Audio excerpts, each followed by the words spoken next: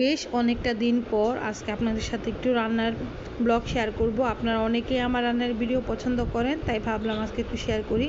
আসসালামু আলাইকুম, সবাই কেমন আছেন? নতুন একটি রান্নার ভিডিওতে আমি আখি আমার রান্নাঘর থেকে স্বাগতম জানাচ্ছি। এই তো দেখতে পাচ্ছেন আজকে বাজারে গিয়েছিলাম আমি আর আমার হাজব্যান্ড। বাজারে গিয়ে আর ছেলেও গিয়েছিল। বাজারে ওইভাবে ক্লিপ নিতে পারিনি, অনেক গরম ছিল আর সব কিছু মিলিয়ে একটু ব্যস্ততার মধ্যে ছিলাম, খুব তাড়াহুড়ায় ছিলাম।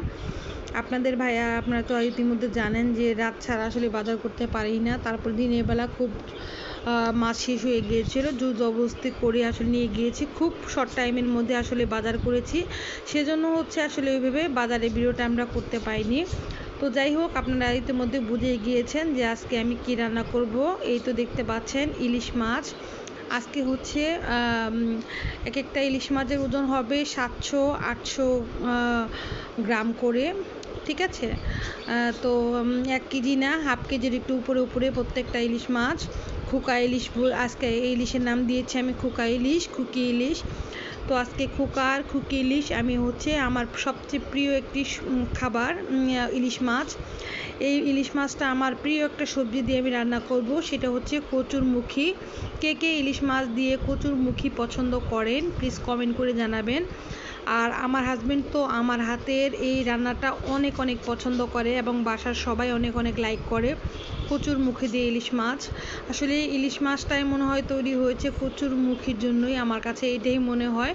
তো যাই হোক, একটা মাছ আমি হচ্ছে আগে আঁশগুলো উঠিয়ে নিলাম, এরপর হচ্ছে আমি আস্তে আস্তে কাটতেছি।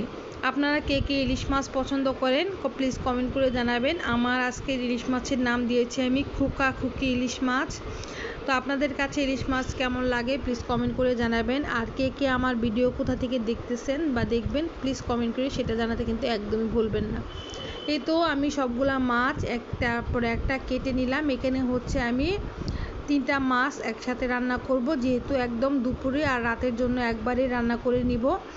আসলেই আমার শরীরটা তেমন একটা ভালো না, আপনারা ইতিমধ্যে জানেন অনেকেই। তো 3টা মাছ একবার রান্না করে নিব, যাতে হচ্ছে রাতসহ একদম হয়ে যায়। আর এখানে প্রায় 1.5 কেজি কচুরমুখী আছে। সুন্দর করে প্রেসার কুকারে আমি সবসময় কচুরমুখী সিদ্ধ করি। আপনারা কিভাবে সিদ্ধ করেন সেটা জানাবেন, কারণ হচ্ছে সাধারণ পাতিলে সিদ্ধ করলে কি হয়, কচুটা কেমন ক্যাচটা ক্যাচটা হয়ে যায়, মানে শক্ত শক্ত থাকে, সেক্ষেত্রে মানে হচ্ছে সিলতে খুবই সমস্যা হয়। আমি হচ্ছে প্রেসার কুকারে 2টা সিটি দিয়ে কচুরমুখীটা সিদ্ধ করে নামিয়ে সুন্দর করে গরম গরম করে সিলে ফেলি। একটা কচুরমুখীও শক্ত থাকে না, সিলতেও খুবই সুবিধা হয়। তো সব কিছু রেডি করে নিলাম। এই তো দেখতে পাচ্ছেন এখানে হচ্ছে টোটাল 3টা মাছ নিয়েছি, আর এই হচ্ছে আমাদের 1.5 কেজি কচুরমুখী।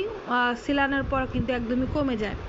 আসলে রান্নার ফুল ডিটেলসটা আমরা দেখাচ্ছি না। আর হচ্ছে এখানে আমি বরাবরই বলি আমি সরিষার তেল খাই, সরিষার তেল দিয়েছি, এরপর হচ্ছে পেঁয়াজ কাঁচামরিচ হচ্ছে বাটা দিয়েছি, আর হচ্ছে একটু শুকনো মরিচের গুঁড়ি, একটু হলুদের গুঁড়ি, ব্যাস।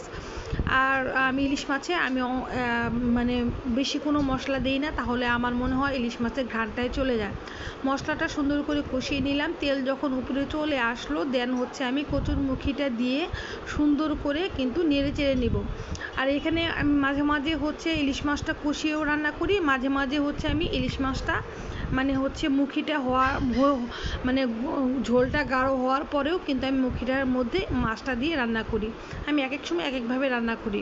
আর পাশের চুলায় দেওয়া ছিল গরম পানি, গরম পানি ছাড়া আসলে আমি কোনো তরকারি রান্না করি না। 2টা চুলায় একটা গরম পানি দেওয়া থাকে, আরেকটার মধ্যে তরকারির সব কিছু প্রসেসিং করা থাকে, সেখান থেকে গরম পানিটা নিয়েই আমি সবসময় রান্না করার ট্রাই করি।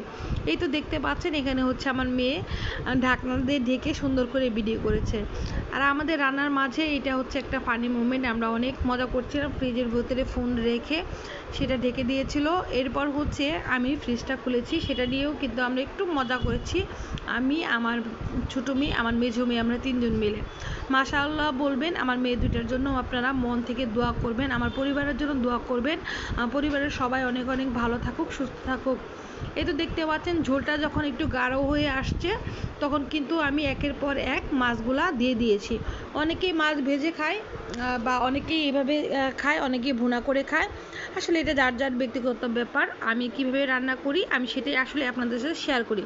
যাদের খারাপ লাগবে প্লিজ ইগনোর করে যাবেন, যাদের ভালো লাগবে অবশ্যই ভিডিওতে লাইক এবং কমেন্ট করতে কিন্তু একদমই ভুলবেন না। এই তো দেখতে পাচ্ছেন খোকা ইলিশগুলি আমি তরকারিতে একটার পর একটা দিয়ে দিচ্ছি। তো আপনারা কীভাবে রান্না করেন সেটা কিন্তু জানাতে পারেন, আর আপনাদের কাছে কচুরমুখী দিয়ে ইলিশ মাছ কেমন লাগে সেটা জানাতে একদমই ভুলবেন না। আমার বাবাও অনেক পছন্দ করে। এই মাছটা যখন রান্না করছিলাম আব্বুর কথা বেশ করে মনে হচ্ছিল। তো দেখতে পাচ্ছেন চুলায় দেওয়ার পরে যেহেতু আমি গরম পানি দিয়েছি আর মাছটা দেওয়ার পরে সুন্দর টকবগিয়ে ফুটছে, ঝোলটাও কিন্তু গাঢ় হয়ে আসতেছে। মাছটা বেশিক্ষণ দেওয়ার পরে বেশিক্ষণ কিন্তু আসলে চুলায় রাখতে হয় না, মাছটা সিদ্ধ হতে কিন্তু বেশি টাইম লাগে না। 15 মিনিটের মতো আমি মাছটা দেওয়ার পরে রান্না করেছি। এরপর হচ্ছে আস্তে ধীরে ধনিয়া পাতা দিয়ে আমি নামিয়ে নিব। আপনাদের কাছে এই ছোট্ট রান্নাটা কেমন লাগলো প্লিজ কমেন্ট করে জানাবেন। আসলে সবার মতো তো আমি এত সুন্দর করে রান্না করতে পারি না, আমি যেভাবেই পারি সেটাই আপনাদের সাথে শেয়ার করলাম। এই তো দেখতে পাচ্ছেন ধনিয়া পাতাটা আমি একদম তরতাজা ধনিয়া পাতা উপর দিয়ে ছিটিয়ে দিলাম। এরপরে বেশ কিছুক্ষণ ঢেকে রেখে মাছটা আমি নামিয়ে ফেলবো।